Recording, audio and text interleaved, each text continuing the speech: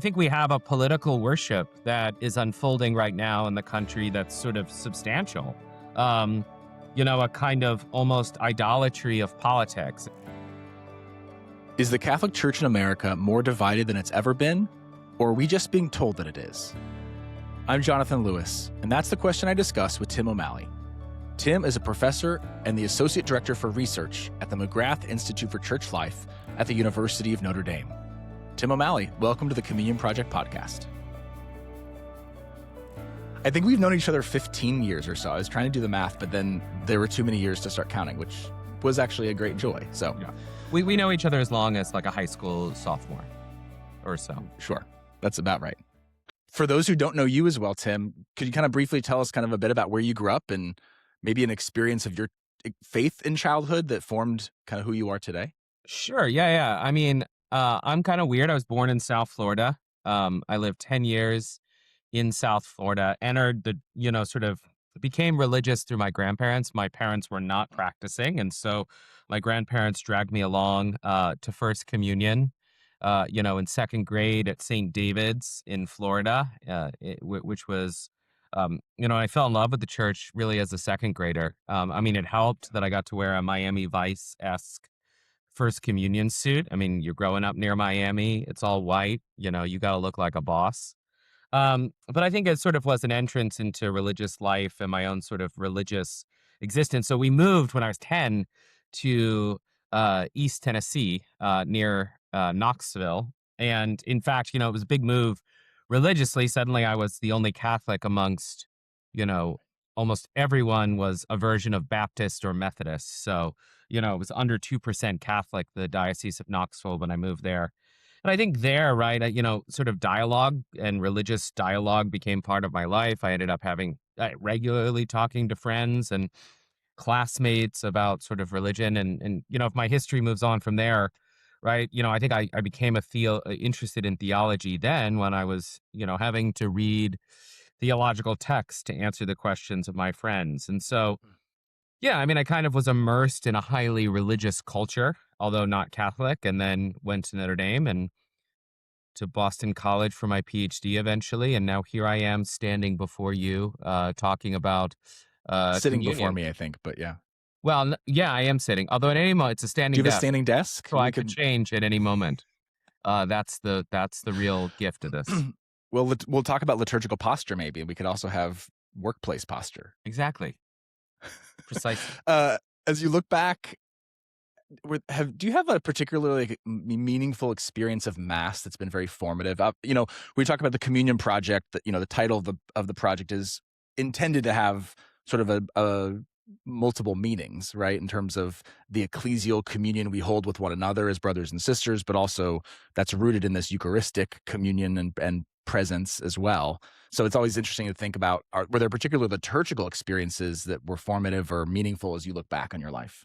Yeah, it's a good question. I thought a little bit about, certainly there are obvious big ones that are meaningful to my life, right? I have a deep memory of my confirmation. I remember the day I got married. I remember Mass at Notre Dame on 9/11 with 11,000 people gathered on South Quad. The university had shut down, and the sort of eerie feeling as we prayed for the dead and for our country, right in the midst of this sort of sorrowful thing, that sorrowful tragedy of the uttermost proportions. Yeah. But actually, as I thought about it, the thing that most stands out to me is sort of the regularity of Mass, right? Just the fact that most Masses don't stand out, and that one is sort of gradually being formed into certain assumptions about the world, about worship, about who to worship and how to worship, in a very sort of subtle way. And so what's funny to me is, yeah, I guess, like anyone, I've had these sort of massive experiences, but it's sort of the regular and almost mundane practice of going to Mass that's probably the one that stands out most to me. Yesterday and tomorrow, I go to a funeral tomorrow, and those sorts of Masses, I think, shape identity just as much. No, it's a great insight. I think that the liturgy has, I think all of us could probably point to these more emotional connections to a liturgy, but also it spans the highs and lows of life. Like the morning offering, we our prayers, works, joys, and sufferings. Like Wow. the liturgy's is that all that work, but of course also we enter into that through our wedding masses, and funeral masses are the same. That's right. Yeah, yeah. Yeah, and of course, sometimes over the last, you know, 13 years of my life, it's mostly been controlling children at mass. So, right. So That's there's where my brain went to literally having to go to the back of mass with my 2-year-old, flipping himself up, almost hitting his head on the pew. yeah, that's another liturgical posture. It's called the prostration. It's just a version of it's an upside down in your arms Yeah. version of prostration. Yeah. Well, there's that happens in our pew That's at right. Holy Redeemer Parish. Yeah. uh, Liturgy is one of these topics where I think when people think around this idea of polarization or disunity in the church, in particular, at least in our particular context in the U.S. Catholic Church, what is this very unitive, you know, moment and prayer where we are united in faith is very often a source of division, whether it's at a practical level, the music, the homily, or the rite that people are using. You teach it on liturgy and have for your career. Why do you think liturgy is so often divisive in our U.S. church? Yeah, I mean, let's say sort of three reasons. First, liturgy matters and it shapes a worldview, and we know that. And that's why, right, when you think about it, sort of the Second Vatican Council it began with the liturgical constitution in a kind of way of even sort of shaping and suggesting ways that we had to sort of reimagine the world through liturgical reform. So, liturgy is important to us. It shapes us. It's what's under the hood of our psyches often, and sort of any change can actually be really disruptive to that sort of work under the hood. Second, I mean, a lot of our affections are attached to various versions of these, right? These sort of aspects. I remember a number of people when the English translation came out new in 2010. It was the new translation of the third edition of the Roman Missal. And, there were a lot of people, I think, who struggled initially precisely because the language sort of was there and it expressed how we related to God and how we existed before God, right? It was a speech and articulation. And changing that can really disrupt. And I think we're sort of living through that disruption still, at least in certain places around the globe and in the United States right now.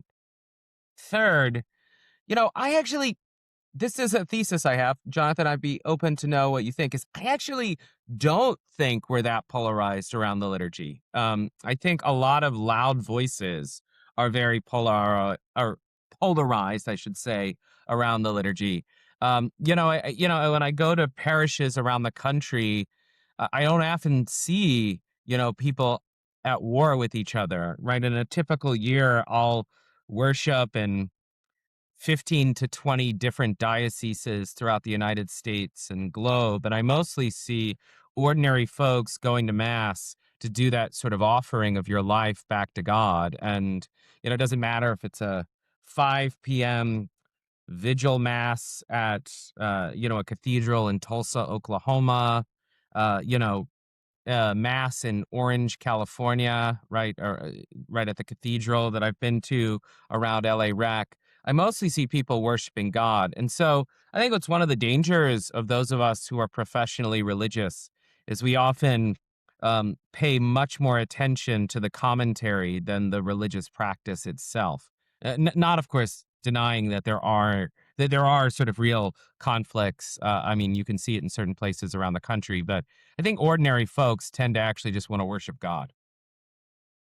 Yeah, no, I think that's a great insight that most of the time, almost all parishes are just doing their best, trying to make it beautiful and prayerful and reverent, and with a sliding scale of maybe a little bit difference of what instruments are used or styles. Uh, but is it maybe that liturgy is used as sort of like a proxy war for other things where people do feel more difference or are trying to advocate for a specific worldview or understanding of the church? Yeah, I mean, that's part of it. I mean, I think there was a big change. I mean, we have to recognize that the change that occurred at Vatican II had never happened in the history of the church, right? So think Sure. about the Council of Trent as The Council of Trent, right, in the 16th century, um, says, okay, we want a unified rite. There's no differences allowed unless you're 250 years or older. And other than that, you're all doing the Roman rite. No local variations. But I mean, all things being equal, the local variations were minor in scope. Really, the Second Vatican Council's reforms are unprecedented, and in certain places they've taken off and flourished. Right, I think of the last decades of the flourishing of African Catholicism. Right, and in certain places, part of it is because of the Reformed rites that allow for this kind of missionary zeal. So, I mean, I think it's a big deal. And I certainly think I don't want to deny that there hasn't been sort of irreverence or bad liturgy. I mean, I remember going on a retreat and leading a retreat as a graduate student at Boston College, and a liturgy was celebrated by an unnamed member of a religious community known as the Society of Jesus. And right, I mean, the priest did, he continued on with the Eucharistic prayer, and he made up different parts, and even a sort of religiously ambiguous group of students felt very uncomfortable with the kind of Mm. changes he made. So those things happen. And you can sort of then see the reactions from the other side saying, okay, like this is precarious, right? This is, we're seeing a sort of looseness here that's kind of distinct. And, I think then you have reactions, and those reactions are Yeah. quite normal. Some are retrievals, some are, um, some are nostalgia. There's some variation between the two. So I think all those things are being fought relative to the liturgy right now. I think it's a forgetfulness, a sense of secularization, a desire to return to an identity grounded in a history and a memory. And so, as when there are conflicts, I think those conflicts are arising from that sort of posture in those positions rather than right people who've studied the history of the liturgy with clarity or who have opinions. There are these kinds of identity issues at stake. Yeah. And to your point earlier, it does resonate with me that probably 99% of Catholics in the United States are just going to mass and generally comfortable with a normal-ish range of experience and practice, whether it's a Dominican or Jesuit or Paulist or whoever. But that, there are external kind of marketing tools and media that are trying to sort of promote a tribalism for a certain agenda or perspective. But at the end Yeah, of the day, as you said, the most meaningful mass is sometimes just the normal mass. The most meaningful work of liturgy for most of us, almost all of us, is just going to mass and like holding somebody's kid and like welcoming the stranger as opposed to like assessing the norms. yeah, no, I think that's exactly right. And I'll say this. I mean, part of it is we have to grow comfortable as we move further away from the council of saying, okay, listen, this is the liturgy we've been given. One, it's not perfect.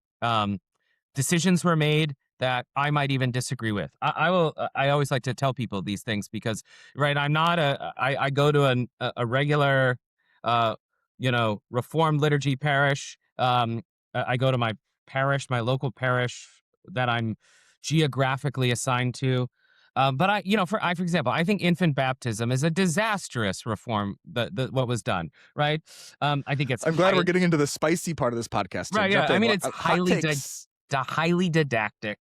They got rid of a lot of the symbolism that I think meant a lot to people and that actually communicated with the infant. There were presumptions that people wouldn't get these things in the modern world, right? Things like salt or exorcisms. And so there was often a kind of almost insult. So, one day I think it's possible that can be reformed, right? Let's acknowledge that these reforms, so the longer we get away, right? I mean, the way I see it is we need to create spaces liturgically where we can be critical even of some reforms while also noting that the solution to the problem isn't just changing everything around every 15 minutes.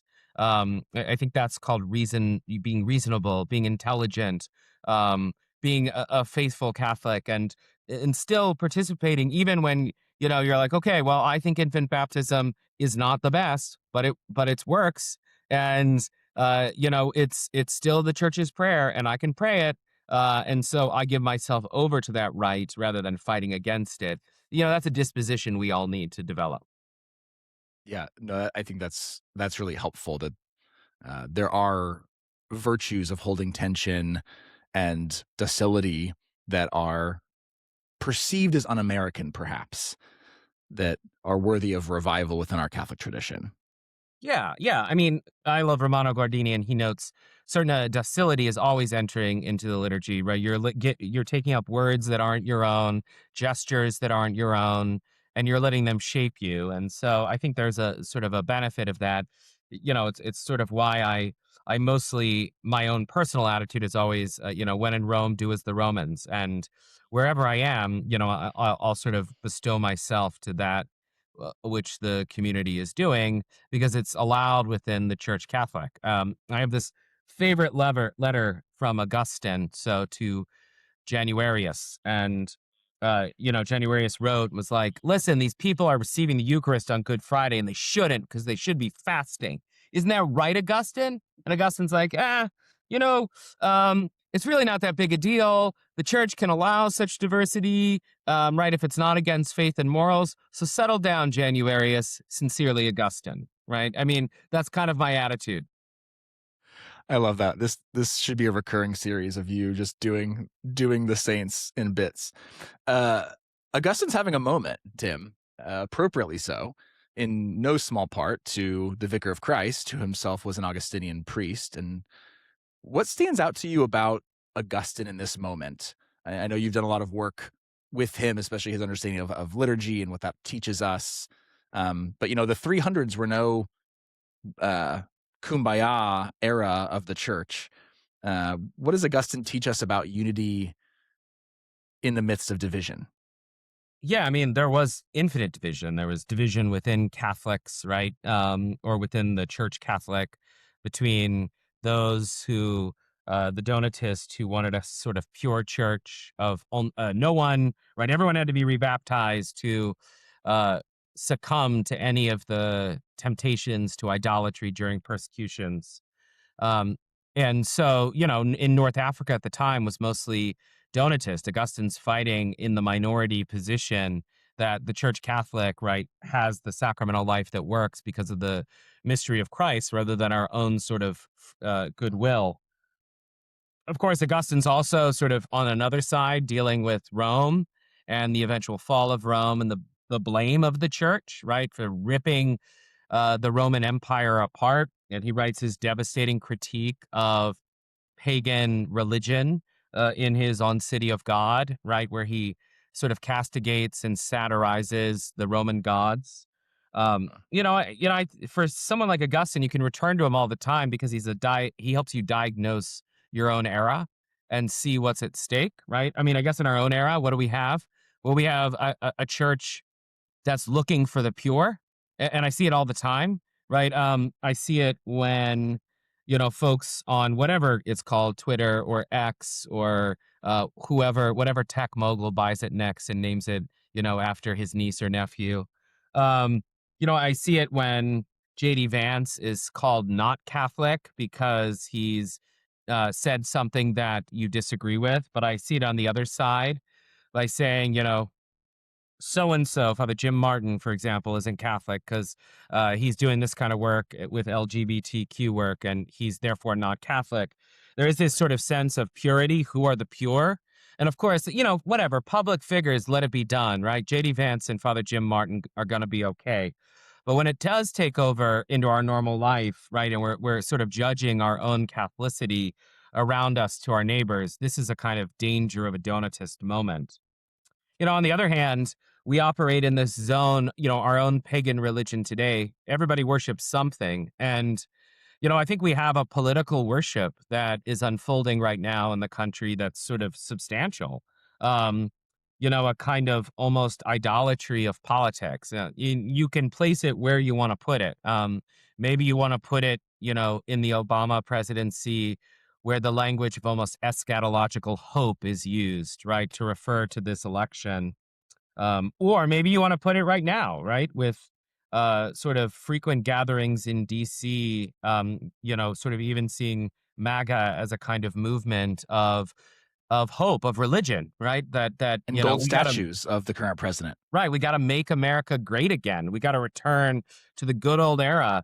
And, I think in all of this, right, Augustine speaks a word of truth is that you worship one thing and one thing alone, and that is the triune God. And everything else that you worship will be idolatry, and it will rip apart the unity of the church. And I think Augustine remains, for that sense, a prophetic figure who can unveil the various sort of social diseases of our time and offer the universal solution, which is worship God and love neighbor at all costs. And, I've been appreciative of Leo's pontificate thus far because it's like it feels like it's the Bishop of Hippo preaching sometimes just as much as this guy from Chicago. Right. It's still remarkable to me that the Pope is from Chicago. Yeah, I mean, it's Chicago has produced some things that are really dreadful. Deep dish pizza is an abomination. It's just dope. All I'm right, gonna, infant baptism, deep dish pizza, keep it rolling. Here we go. yeah, I mean, I have claims, I have hot takes, and if anyone's listening who loves deep dish pizza, anathema sit. You're thrown out. It's over. Donatists be darned. There are Well, yeah, I mean, you necessary gotta stand rules here. somewhere. Everybody must Exactly. stand somewhere, and that's where I'm gonna stand. That's great. No, I think Pope Leo is inspiring a lot of U.S. Catholics today, and I've got for the Communion Project, I've got like a running Google Doc of quotes when Pope Leo mentions the topics of unity or communion, and it's 17 pages long, which is fairly remarkable for 1 year into a pontificate, but it seems to be one of his main points of emphasis early on, and certainly his Episcopal motto. Yeah, I mean, in the one, we are one. And right, there is no, I mean, that's the gift of the church. The church isn't some sort of private club that you've decided to join because you have earned it, or, this is not a sorority or fraternity that you have to pledge for. You're in because of the love of Christ that sort of poured forth upon the cross, the blood and water from the side of Christ.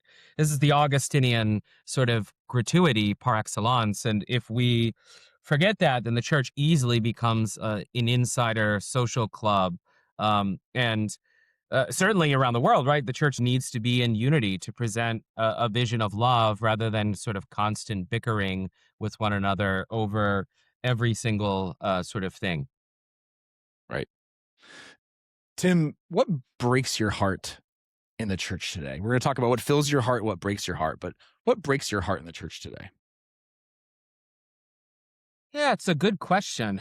Um, you know, Not a lot breaks my heart because I'm Irish Catholic and I'm bitter and jaded, and If you dig in real deep underneath the you get 50 to the sort layers, of what do you see? edge of the sort of psychological sort of suffering.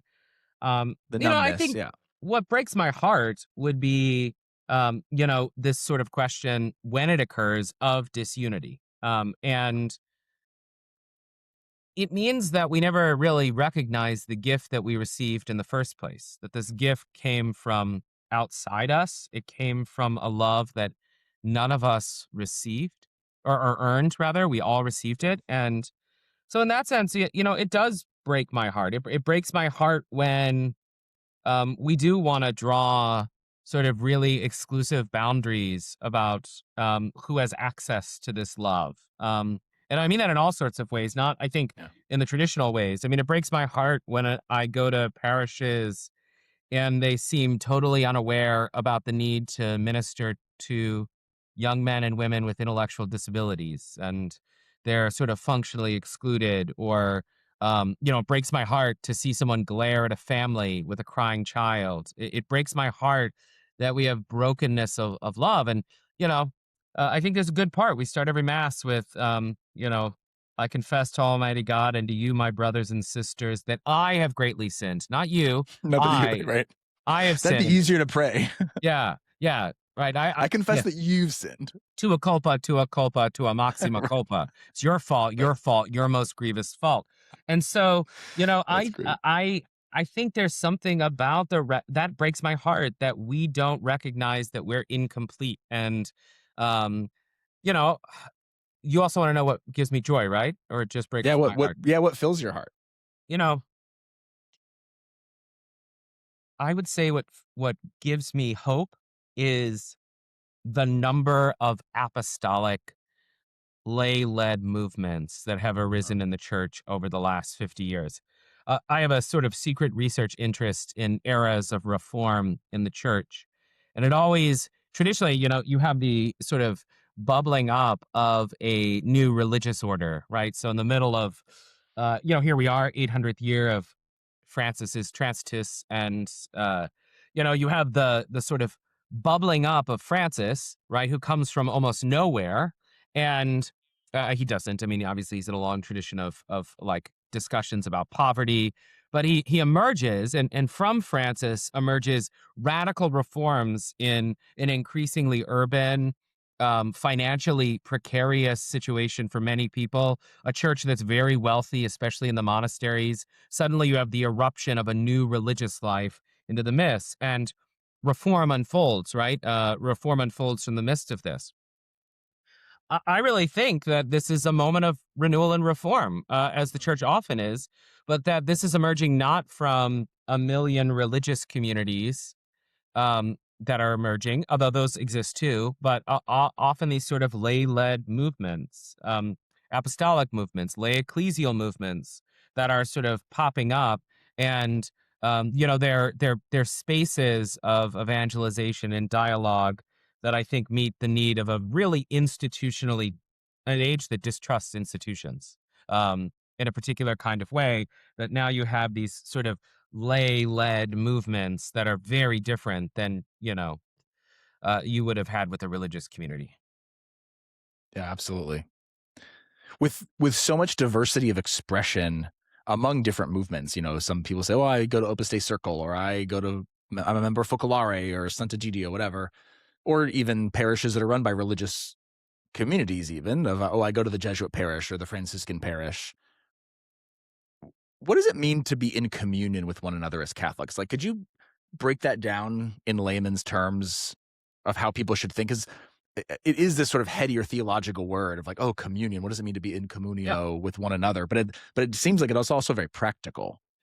Yeah, I mean, I actually appreciate the difference. I think that's actually essential to being in communion. You can't be in communion with the same thing, right? Difference is necessary for communion, right? You can love yourself. Some people really do love themselves like a lot. But right, the difference is almost necessary for love. And in that sense, right, I think one of the things the United States perhaps struggled with or still struggles with is that, in some parishes, their vision of unity means everyone has to be the same. And I think that's also unhelpful, right? The church can be this infinite garden of interesting spiritual and devotional possibilities that are allowed, right, under this sort of Augustine and Januarius rubric I introduced a moment ago, right? If it isn't against faith and morals, then so be it, right? Yeah. No one says you must engage in Ignatian contemplation. No one says that you have to, well, some people do, but lay people have to pray the hours each day. Right? There's wisdom to Yeah. it, but there's a lot of freedom. And so, what does it mean to be in communion? Well, I mean, I think it's to return to sort of Leo's sort of motto, right? In the one Christ, we are made one. And in all of our distinctions and differences through baptism, through confirmation, and our regular celebration of the Eucharist, we belong to one another. We are in solidarity with one another. Every person on this planet who's been baptized into Christ, who's been conformed deeper through the mystery of confirmation, and who approaches the altar to receive the Eucharistic Lord is my brother and sister. And that means that, to me, how do you make that practical? It is solidarity, right? Solidarity means Yeah. my good is your good, your suffering is my suffering, right? And we have to be in communion, concretely. That means you should know people who aren't just like you. And we should pay attention, for example, when Leo's traveling the globe and, he's spending time in these places. like the folks who are depicted are not some outsiders there. They are my brother and sister in Christ. I share communion with them, right? And I'm in communion with them every time I approach the altar. And so, you know, without getting rid of difference, right? Because it's totalitarianism that shapes unity without difference, right? You must be like us or you're out. That's not Roman Catholicism. That's not Catholicism, um, right? Particularities and charisms exist within this body of believers.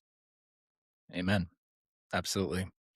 So if there was one resource or practice or habit you'd recommend for a Catholic who wants to be a part of this building of communion, of unity, living unity in diversity, what would you recommend?